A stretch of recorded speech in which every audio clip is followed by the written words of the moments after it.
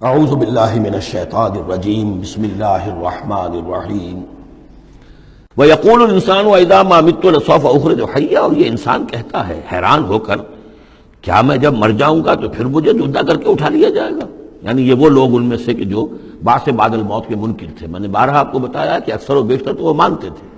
لیکن وہ کہتے تھے کہ وہاں ہمیں چھڑانے والے ہیں، ہمارے شفعاء ہیں، ہؤلاء شفعاؤنا عند اللہ۔ تو بعث بعد الموت کے وہ منکر نہیں تھے،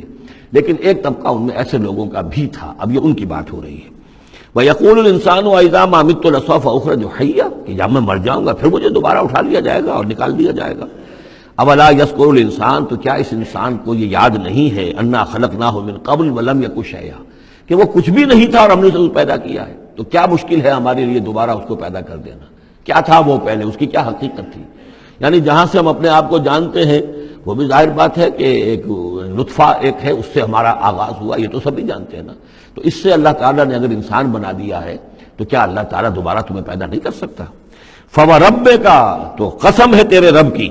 لَنَحْشُرَنَّهُمْ وَالشَّيَاطِينَ، ہم جمع کریں گے ان سب کو بھی اور تمام شیطانوں کو، ثُمَّ لَنُحْضِرَنَّهُمْ حَوْلَ جَهَنَّمَ جِثِيًّا، اور پھر ہم سب کو جمع کر لیں گے جہنم کی گرد کہ یہ اپنے گھٹنوں کے بل گرے ہوئے ہوں گے۔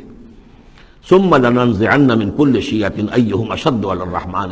عِتِيًّا، پھر ہم ہر گروہ میں سے، ہر قوم میں سے پھر نکالیں گے کون ہیں وہ جو سب سے زیادہ اکڑنے والے تھے رحمان کے مقابلے میں۔ بلاؤ ادھر سے ابو جہل کو اور بلاؤ ادھر سے عقبہ ابن ابی معیط کو، ہر گروہ میں سے جو سب سے زیادہ اللہ کی اس کے ساتھ گستاخی کرنے والا اور سب سے زیادہ تکبر کرنے والا تھا، پھر اس کو آگے نکال کر نمایاں کیا جائے گا۔ ثم لنحن اعلم بالذین هم اولی بها صلیہ، پھر ہم خوب جانتے ہیں ان لوگوں کو کہ جو بہت زیادہ قابل ہوں گے اور سب سے پہلے داخل ہونے والے ہوں گے اس جہنم کے اندر۔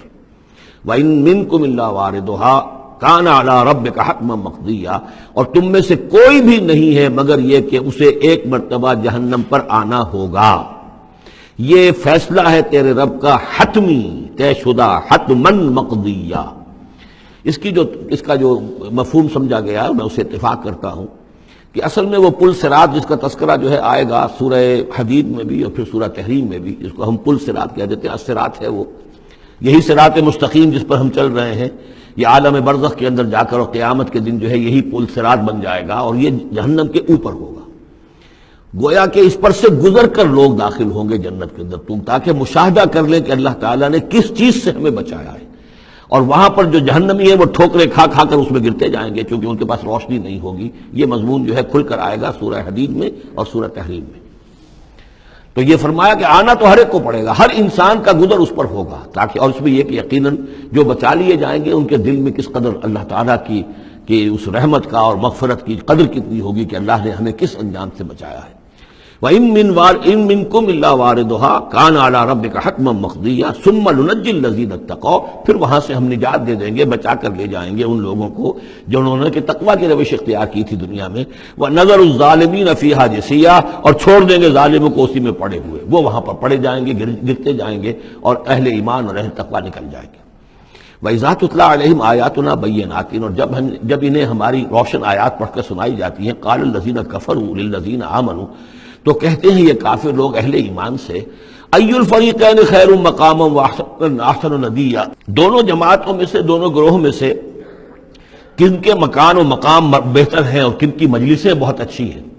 یعنی اے مسلمانوں دیکھو، تم اور تمہارے رسول محمد صلی اللہ علیہ وسلم اور ان کے گرد جو لوگ بیٹھے ہوتے ہیں، نہ ان کے پاس دنیاوی دولت ہے، نہ حیثیت ہے، نہ وجاہت ہے، ایک ہم ہیں۔ دیکھو ذرا ابو جہل کی مجلس جا کے دیکھو کتنی آباد ہے،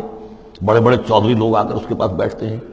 ذرا کہیں جا کر ولید بن مغیرہ کی چوپال دیکھو، اس کی چوپال جو ہے اس کی کیا شان ہے۔ تو یہ وہی بات جو کہ ہم سورہ کہف میں پڑھائے ہیں، جو دو افراد کے مابین مکالمہ ہوا تھا کہ اس نے کہا تھا کہ میرے پاس مال زیادہ ہے، انا اکثر منک مالا واعز نفرا۔ اسی طرح انہوں نے کہا کہ ای الفریقین خیر مقاما واحسن ندیا، یہ دو گروہ دیکھ لو تمہارے سامنے ہیں، ایک معلوم ہوتا ہے کہ مفلس ہیں، کلاش ہیں، غلام لوگ ہیں، ان کے ساتھ بیٹھے ہوئے ہیں، بلال بیٹھا ہوا ہے، وہاں وہ ابو فقی بیٹھا ہوا ہے، یہ جو عمار ہے اور یہ فلاں ہے اور یہ یاسر ہیں، یہ لوگ ہیں۔ ادھر جا کر دیکھو وہ کتنی سج دھج کے ساتھ، شان و شوکت کے ساتھ ان کی محفلیں ہیں، کیا کچھ ساز و سامان ہے، کیسے قالین بچھے ہوئے ہیں۔ ای الفریقین خیر مقاما واحسن ندیا، وَكَمْ أَهْلَكْنَا قَبْلَهُم مِّن قَرْنٍ، اور ہم نے ان سے پہلے کتنی ہی قوموں کو ہلاک کیا ہے، ہم احسن اساسا وریا، وہ ان سے بھی کہیں بڑھ کر تھے اپنے اساس البیت، اساس جس کو ہم اثاثہ کہتے ہیں، ساز و سامان میں اور نام و نمود میں، شان و شوکت میں، ریا، ان کی شان و شوکت ان سے بھی کہیں بڑھ کر تھی، اور وہ ہلاک ہوئے۔ قوم عاد اور قوم سمود یہ سب کا، اور قوم شعیب۔ قل من کان فی الضلالۃ فلیمدد لہ الرحمن مدا، اے نبی ان سے کہہ دیجئے جو شخص بھی ضلالت میں، گمراہی میں ہے، تو اللہ کا یہ طریقہ ہے، قاعدہ ہے کہ اللہ تعالیٰ اسے پھر اور ڈھیل دیتا ہے، رسی دراز کرتا ہے، اس کو اور نعمتیں دے دیتا ہے۔